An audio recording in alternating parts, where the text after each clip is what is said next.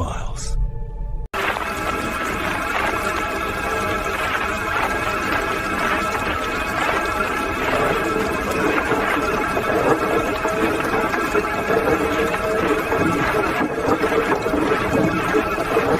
Forget everything you think you know about ghost stories. This isn't just a tale, it's a meticulously documented chronicle of a haunting so profound, so aggressive, it left physical scars on both people and property. Join us as we pull back the veil on the Black Monk of Pontefract, a spectral tormentor whose existence defies explanation. Welcome to 30 East Drive. On the outside, it looks like just another standard semi-detached house on the Chesterfield estate in West Yorkshire. But step inside, and the air changes. The walls here hold memories of a terror that refuses to die. In August 1966, the Pritchard family, Joe, Jean, and their 2 children moved in, expecting a fresh start. They were a grounded, skeptical, working-class family. They weren't looking for ghosts, they were looking for a home. But they walked straight into a nightmare. It didn't start with screams, it started with the impossible.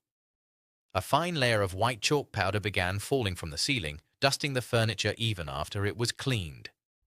Puddles of water materialized on bone-dry floors in locked rooms. Then came the smell, a thick, suffocating stench of rotten eggs and decay that would vanish as quickly as it arrived. The temperature in the living room would drop instantly, freezing the breath in their lungs even in the height of summer. Objects didn't just fall, they were thrown. Plants were ripped from their pots, and heavy furniture slid across the linoleum as if pushed by invisible hands. The Pritchards thought they had a draft, or maybe bad plumbing. They were wrong. They had awakened something ancient, something that had been waiting in the dark, and its welcome was just the beginning of the most violent poltergeist case in European history.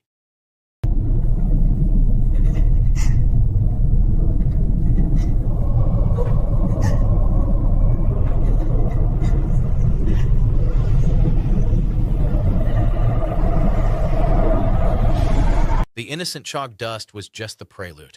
The nuisance phase ended abruptly, replaced by a calculated reign of terror that transformed 30 East Drive from a home into a war zone. The activity shifted from moving furniture to hunting people. The entity, which the family ironically nicknamed Fred, unleashed a fury that is hard to comprehend. Heavy ornaments were launched like missiles at family members. Gloves floated in midair, conducting an invisible orchestra before violently slapping faces. But the most terrifying moment came for the daughter, Diane. In front of witnesses, she was physically dragged up the stairs by her throat, kicking and screaming as invisible fingers left bruising welts on her neck. This wasn't just residual energy, it was an intelligent presence. The family began to see him, a looming, towering shadow figure draped in what looked like black monastic robes, dissolving into the darkness of the hallway. He didn't just lurk, he watched. Visitors reported the sensation of cold breath on their necks and a malevolent aura so heavy it made them nauseous. The psychological toll was devastating. Imagine trying to sleep knowing a shadow monk is standing at the foot of your bed. The children were terrified to be alone. The parents were exhausted and fraying at the edges. Their home, their sanctuary, had become a prison of fear, and the Black Monk was the warden holding the keys. In the name of the Father, the Son, and the Holy Spirit, be gone from this servant of God. By his blood you are cast out. Leave! You cannot hold it, priest. Christ conquers you!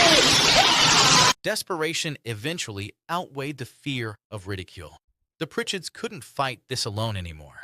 They reached out to anyone who would listen, local police, priests, and eventually, the paranormal community.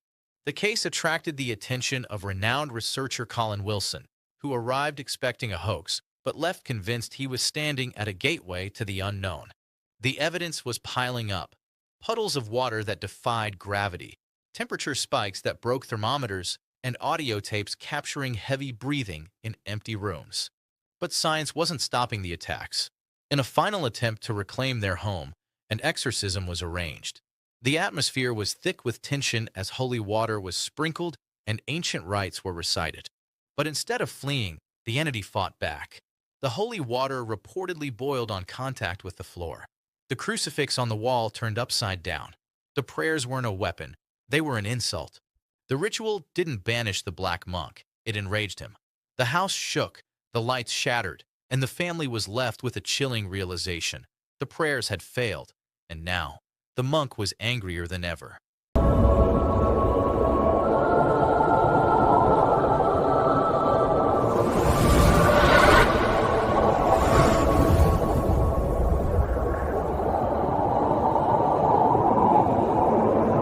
So who, or what, is the shadow figure of 30 East Drive? To answer that, we have to dig beneath the foundations of the house, back into the bloody history of Pontefract itself. The most compelling theory ties the entity to a Cluniac monk from the 16th century, during the chaotic time of Henry VIII. Legend tells of a monk from the nearby priory who was convicted of the brutal rape and murder of a young girl.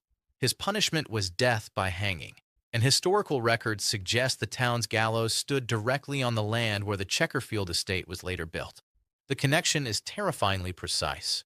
The entity appears in black robes consistent with the religious order of that time. The violence is targeted and aggressive, mirroring the dark crimes that supposedly led to his execution. When you layer the history over the haunting, it stops looking like random energy and starts looking like the residual, intelligent rage of a condemned soul.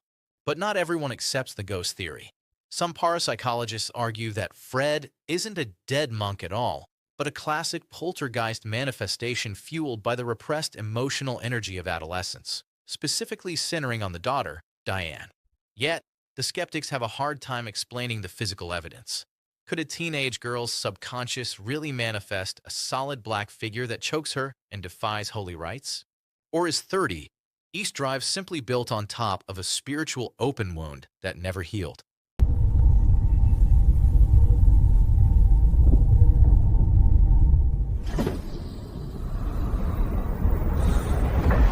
Today, 30 East Drive stands not as a ruin, but as a living monument to the unexplained.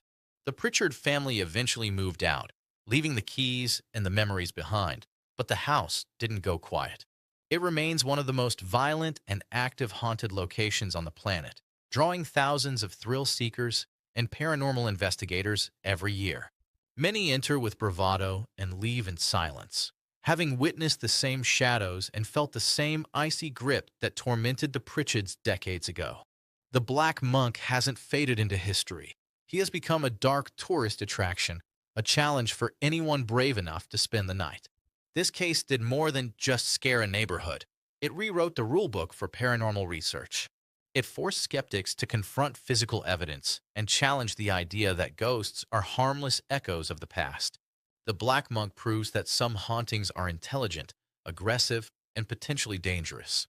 It serves as a stark reminder that we share our world with forces we barely understand, forces that can claim a house and never let go. So, I leave you with this question. If the Black Monk is truly the spirit of a condemned killer from centuries ago, what is keeping him tethered to that specific patch of earth? Is he guarding something? Or is he simply waiting for his next victim?